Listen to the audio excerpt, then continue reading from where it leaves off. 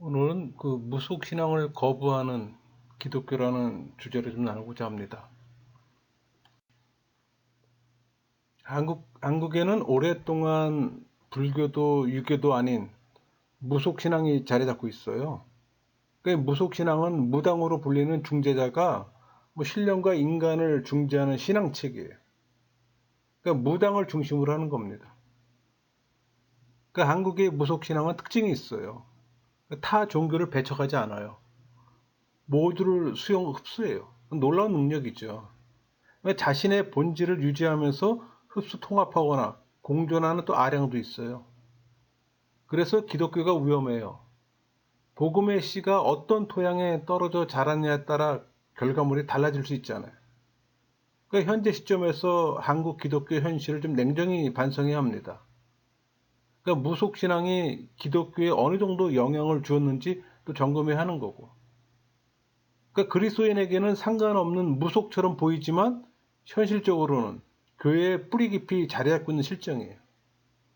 그래서 좀 제대로 다루고 좀 점검해야 합니다. 시작은 무속신앙을 좀 인문학적 관점으로 좀 접근해 볼까 합니다. 여러분, 무속신앙은 한국에만 있는 고유현상은 아니에요. 아시아에 널리 퍼져 있는 보편적 신앙 체계입니다. 이 무속신앙은 원래 체계적인 어떤 교리를 갖추지 못한 경전이 없는 원시 종교예요. 그러니까 무속신앙은 그것을 수용한 민족에 따라서 또 특성을 달리합니다. 그럼 한국의 무속신앙 특성은 뭘까요? 그 특성을 좀 살펴보면은 한국의 무속신앙은 불교가 들어오기 전부터 민족성이나 어떤 사고방식, 신앙 간에 우리 민족에게 지대한 영향을 끼쳤어요. 또 그것은 고대로부터 현재에 이르기까지 일관되게 한국 문화 속에 흘러온 역사적 또 신앙 흐름이에요. 그러니까 무속신앙의 연구는 한국인의 정신 구조와 이 문화를 이해하는 데 또 중요할 정도로 보편화가 되어 있어요. 이 무속신앙의 끈질긴 생명력과 이 폭넓은 수용력입니다. 그러니까 많은 종교들이 유입되어 번창했으나 어느 종교도 이 무속신앙을 완전히 제거하지는 못했어요. 오히려 이들 종교가 이 무속신앙에게 흡수되어 오히려 변형화가 된 겁니다. 더 놀라운 것은 타 종교의 영향을 그렇게 많이 받으면서도 이 무속신앙 자체는 변질됨이 없이 지속되었던 거예요. 또 이 무속신앙은 오늘날에도 한국인의 의식구조와 신앙 태도를 지배한다는 사실입니다. 여러분, 무속신앙에는 교리라고 할 만한 사상적 체계가 없어요. 귀신관을 보면은 이 무속신앙은 그 다신론적 어떤 원시 종교입니다. 한국 무속에는 믿는 귀신이 총 273종이 있다고 합니다.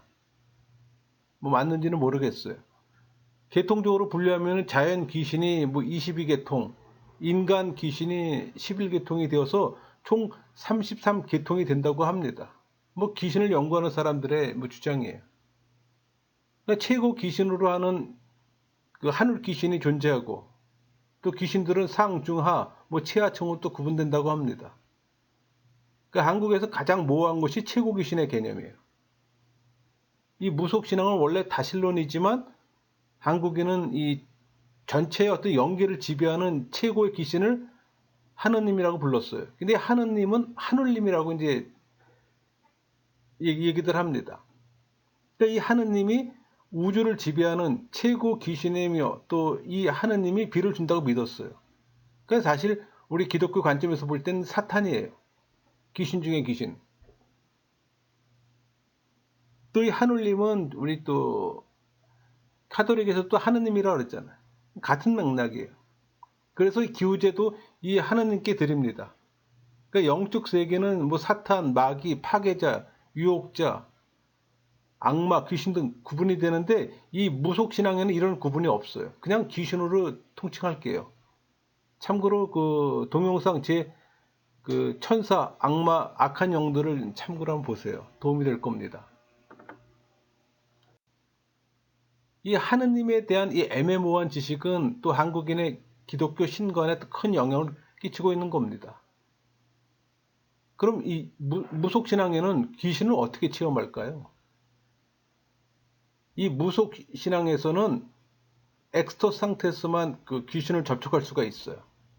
그러니까 무속신앙에서 이 귀신의 체험은 극히 중요합니다. 이 체험 후에 이 강신무로 대접을 받아요. 이 강신무는 귀신이 내려와서 된 무당을 말하는 겁니다. 귀신의 어떤 행동 대원이에요. 그러니까 무속신앙에서는 이 고동 종교에서 볼 수 있는 어떤 윤리적 관계를 찾아보기가 힘들어요. 또 귀신과 인간과의 이 개인적인 뭐 구원의 관계라든가 귀신을 향한 신앙적 결단도 없어요. 단지 현실 문제를 귀신의 능력에 의지해 해결해 나가려는 것이 무속신앙의 주축이 되는 겁니다. 다른 말로 소원 성취의 어떤 행운, 복을 불러오는 초복, 뭐 치유, 그러니까 현실적인 문제들로 집약이 되는 거예요. 또 기원 방법은 귀신에게도 제물을 바칩니다. 그러니까 제물의 양과 질에 비례해서 또 귀신의 응답이 기대하는 이 공리적 신앙에 또 의존하는 거고. 그래서 이 무속신앙의 귀신간에는 귀신의 인격성이 없어요. 뭐 착한 신이나 악한 신의 구별도 없고 그냥 최고 귀신의 이 하느님의 개념이 모호한 겁니다. 그래서 다른 종교의 귀신에 대해서도 너그러워요. 그러니까 이 만신전에는 신이라는 이름만 있으면 무엇이든지 다 받아들이는 겁니다. 그러니까 만신을 인정하면 또 사탄, 마귀, 파괴자, 뭐 유혹자, 악마, 귀신 모든 활동을 인정하는 거예요. 이게 무속신앙의 귀신관이에요.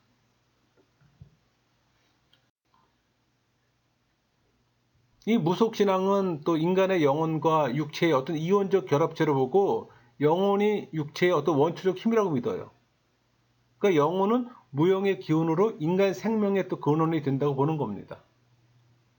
이 무속신앙에서 영혼은 살아있는 사람과 동일한 인격을 갖고 또 무의식에서 인격적 대우를 받아요. 이 귀신간에는 뭐 선한 귀신이나 악한 귀신의 구별이 없으나 영은 선한 영과 악령으로 구분을 합니다. 그러니까 인간을 괴롭히거나 재앙을 주는 영은 악령 계통에 속한다고 말해요. 그러니까는 세상에서 잘 살다가 죽은 사람은 사후에도 그 영이 선한 영이 된다고 얘기를 하는 거예요. 뭐 기독교인들이 듣기에는 뭐 황당무계한 얘기지만 그 반대 영혼은 사후에도 인간을 괴롭히는 또 악령적 성격을 띠게 된다는 것이 이 무속신앙의 영혼에 대한 지배적 관념입니다. 특별한 경우를 제외하고는 뭐 선한 영과 악령의 경계선이 명확치 않아요. 그러니까 경계선이 명확치 않은 것은 인간의 기준이에요. 원래 사단, 마귀나 귀신들은 근본적으로 악령이잖아요. 그러니까 인간을 수호해주던 이 선한 영이라도 때로는 악령적 어떤 성격을 띠는 경우가 있게 되는 겁니다. 근데 그것은 이제 영을 소홀히 대접했을 때 일어나는 현상이에요. 그러니까 사단의 철저한 지배를 받아야 함을 또 말하는 겁니다. 이 무속신앙에서는 내세의 구분은 이승과 저승으로 표현합니다. 그렇다고 뭐 저승은 기독교에서 말하는 천국이나 불교에서 말하는 극락 같은 그런 위치가 뚜렷이 나타나질 않아요. 그러니까 죽으면 저승으로 가는 거고 거기서는 이승과는 다른 생활이 시작될 것이라고 막연히 생각하는 거예요. 그러니까 저승이라는 곳은 천상이나 지상이나 지하라는 한계도 없어요. 그러니까 저승은 지상에서 수평으로 가는 먼 곳이면서 또 이승과 저승의 구분을 그냥 모퉁이를 돌아간다고 표현합니다. 그러니까 무속신앙의 내세관의 특징은 내세의 구원 개념이 없다는 겁니다. 뭐 당연히 사단에게 구원은 없죠. 그러니까 기독교를 비롯한 이 고등 종교들은 신앙을 통해서 내세의 그 종교적 구원을 얻잖아요. 근데 무속신앙에서는 이 신앙의 관문을 거치지 않고도 자연의 법칙에 따라 사후에 모두가 다 저승에 가게 된다는 겁니다. 그러니까 그 자연적인 요소에는 구원 개념이 없는 거예요. 그냥 오로지 지금 내가 살고 있는 이 땅의 현세가 중요한 거예요. 이 무속의 핵심은 강신 체험과 엑스터스입니다. 그러니까 무속신앙은 이 엑스터스의 종교예요.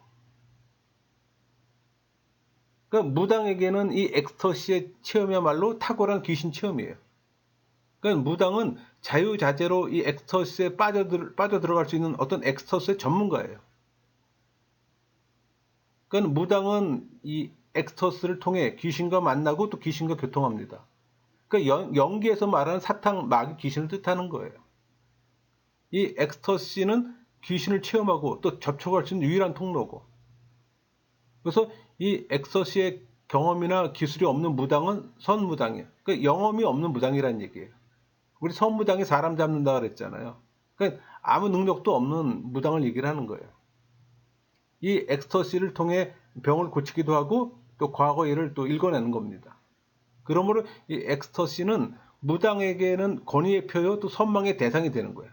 마치 우리 기독교의 목사가 치유의 은사를 도망하는 것처럼. 또 굿은 무속 신앙의 예배 의식이에요.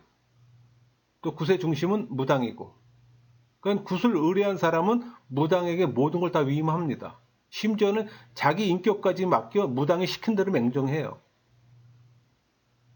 사람들이 그 무당이 그 귀신을 불러오고 달래주고 또 악신을 쫓아내주길 기대하는 거예요. 이 무당은 그 샤만인데 네 가지 기능을 갖고 있어요. 그 기능을 잘 행사할수록 사람들을 만족시키는 무당이 되는 겁니다.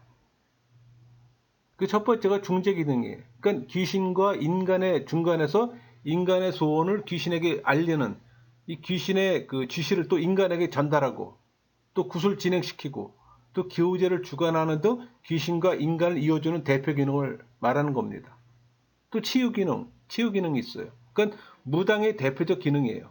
치유에 대한 어떤 일반의 기대가 아주 높기 때문에 치병의 그 효임이 없는 무당은 선무당 또 취급을 받습니다. 인기가 없다는 얘기예요.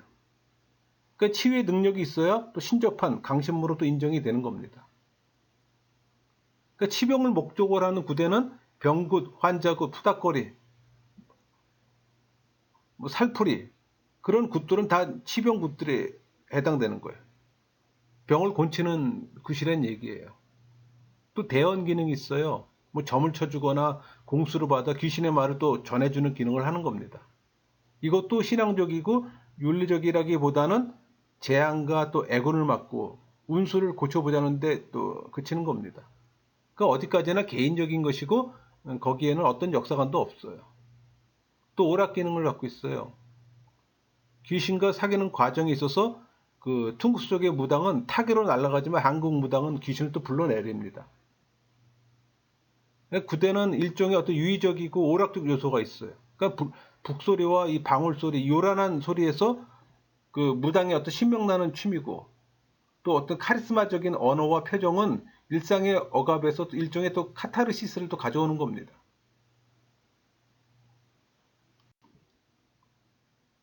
이제 우리가 이제 무속신앙에 대해서 충분히 나눴으니까는 이 무속신앙이 기독교 신앙에 끼친 영향을 좀 나누고자 합니다.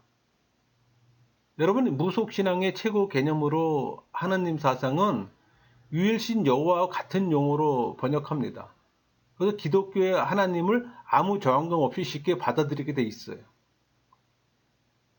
그러니까 한 민족이 몇천 년 전부터 이 우주의 최고 귀신을 그렇게 불러왔기 때문에. 그러나 그렇게 받아들이고 부르는 이 하나님이 과연 기독교의 어떤 본래적인 하나님일까? 여기에 문제가 있는 거예요. 기독교의 하나님에 대한 이 무속 신앙적인 이 사고방식이 한국의 기독교인들에게 끼친 영향은 여러 가지가 있어요. 원래 신과 인간과의 관계예요. 그러니까 기독교의 하나님은 우리를 먼저 찾아오는 하나님이잖아. 우리가 아직 죄인 되었을 때 우리를 위해 돌아가신 분이에요. 로마서 5장 8절 말씀처럼 우리가 아직 죄인 되었을 때 그리스도께서 우리를 위하여 죽으심으로 하나님께서 우리에 대한 자기 사랑을 확증하셨느니라. 또 우리의 전 존재를 깨트려 보시며 우리가 입을 열기도 전에 우리의 소원을 아시는 분이잖아요. 마태복음 6장 8절. 그러므로 그들을 본받지 말라. 구하기 전에 너희에게 있어서 할 것을 하나님 너희 아버지께서 아시느니라. 그러니까 하나님과 나 사이는 부모와 자식보다 더 극진한 생명적 관계가 맺어져 있어요. 이 무속신앙의 하나님은 성취의 도구로 그냥 불려질 뿐입니다. 이것은 하나님이 아니고 하느님이죠. 그것도 순종하겠다는 신앙적인 결단과는 관계없이 재물을 바쳐서 효과를 기대하는 이 공리적인 관계를 가질 뿐이에요. 그러니까 무속신앙의 귀신과는 한국에 들어온 모든 고등 종교를 변질시켜 버렸어요. 기독교도 극히 현실적인 기복 종교로 변질되게 했다는데 기독교의 문제점이 있는 겁니다. 그러니까 한국인은 질병이나 재앙을 만났을 때 이것을 제거하기 위해서 열심으로 또 하나님께 기도하잖아요. 그런데 그 기도와 예배가 다분히 이 무속적인 행위를 한다는 데 문제가 있는 겁니다. 그 결과로 성경 말씀에 대한 이해나 하나님의 섭리에 대한 결단이나 하나님 뜻에 대한 생명적 순종보다는 당장 눈앞에 보이는 기적에 더 민감한 반응을 보이는 신앙 태도를 가져요. 그건 가정 방문이나 안수 기도하는 교역자들이 이 샤만적인 중재 역할을 하도록 요청하며 기대합니다. 그러니까 하나님 섭리에 대한 기대보다 주술적인 효과를 기대하는 데 문제가 있는 겁니다. 여러분, 한국의 기독교가 특별히 오염되어 있는 것이 성령론이에요. 무속신앙에서 귀신은 엑스터스를 통해서 체험하도록 되어 있어요. 그러니까 신이 내렸다는 증거, 이 귀신과 교통한다는 증거가 모두 이 엑스터스를 통해서 이루어지기 때문에 수많은 기독교인들이 성령의 본질과 성령의 사역, 그러니까 성령 세례 같은 문제에 대해 크게 오해를 하고 있는 것이 사실입니다. 여러분, 성령을 받았다, 성령으로 거듭났다, 성령 세례를 받았다는 것은 성령의 감동하심으로 하나님 말씀에 절대 순종해 성령을 받는다는 것이 마치 입신해서 엑스터시에 빠져야만 되는 것으로 오해를 해요. 그 신비 체험이나 방언, 이 엑스터시만 높이 평가하고 갈구하는 일이 교회 내에서도 흔하다는 얘기예요. 그러니까 성령과 사단의 구분이 없어요. 그러니까 신앙인은 성령의 지배를 받지만 종교인은 사단의 지배를 받는다는 사실을 꼭 기억해야 합니다. 이 엑스터스 체험을 높이 평가하는 풍조가 교회 안에 존재하는 것은 기독교 최고의 비극이라고 말할 수 있어요.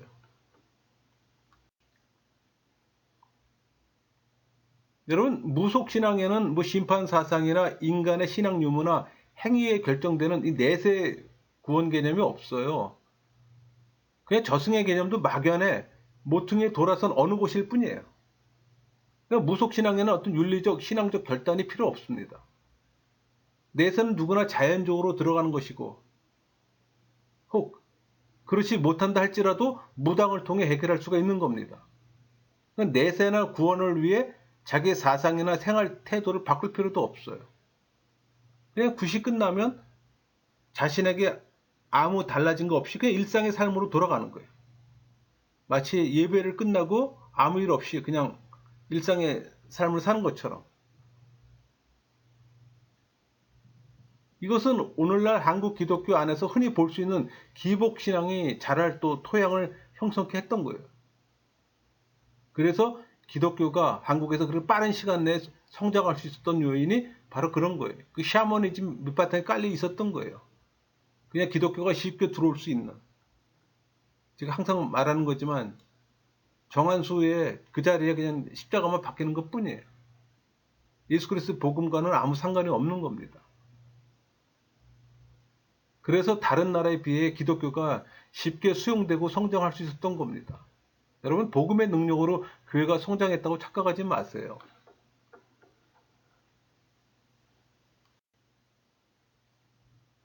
예배에서 특히 부흥회 때 큰 소리로 믿습니다, 믿사오니 이렇게 외치는 걸 쉽게 보고 들을 수 있잖아요. 그러나 그 믿는다는 믿음의 개념이나 실체가 뭔지를 몰라요. 또 그 믿음이 어느 정도나 신앙의 자기 결단과 관련되어 있는가가 또 문제입니다. 도대체 무엇을 믿는가? 믿는다는 것은 무엇인가? 또 믿은 후에는 어떻게 해야 하는가에 대한 주관이 없어요. 심지어는 가장 잘 믿는 것으로 확신하는 이 무속신앙적 믿음을 소유할 수 있는 가능성을 한국인들은 갖고 있어요. 그러니까 믿음으로 신앙인이 된다는 이 기독교 신앙의 진수를 어느 정도나 체득하고 있는지 점검해야 되는 겁니다. 여러분, 한국교의 문제점은 교인의 수가 줄고 있다는 게 아니에요. 그게 문제가 아니에요. 교인들이 종교인에서 신앙인으로 전환되지 못하는 데 문제가 있는 겁니다. 이 강신체험이나 이 엑스터시가 필수적으로 요청되는 이 무속신앙적 사고방식은 기독교 안에서도 신비체험과 엑스터시를 지나치게 강조하게 또 만듭니다. 그리고 마치 그것이 있어야만 신앙인이 된 것처럼 착각하게 만들어요. 여러분, 무당의 이 강신체험이나 이 엑스터시 비슷한 이 경험의 간증이 교회에서 환영받게 된 이상 풍조까지 생겨나고 있어요. 기독교의 성령 체험을 무속신앙에서 입신 현상과 비교해서 조사한 걸 보면은 또 어느 분이 그런 조사도 했어요. 이 성령 체험자 거의 모두가 성령 체험의 증거로 뭐 손끝이 떨리고 진동이 오고 몸에 화끈거리는 이 불을 느끼고 방언을 말하며 또 환상과 환청을 체험하는 모두가 외형적인 것들만 제시하고 있어요. 정말 안타깝습니다. 교인들은 치유사에게 또 지나치게 기대해요. 그러니까 목회자들도 그 기능을 전문적으로 행사하려고 그 기능을 전도와 교회 부흥의 수단으로도 삼으려고 합니다. 그러니까 교인들의 욕구를 충족시키기 위해 안수기도나 치유사역을 대대적으로 선전하는 또 불미스러운 일도 하고 있습니다.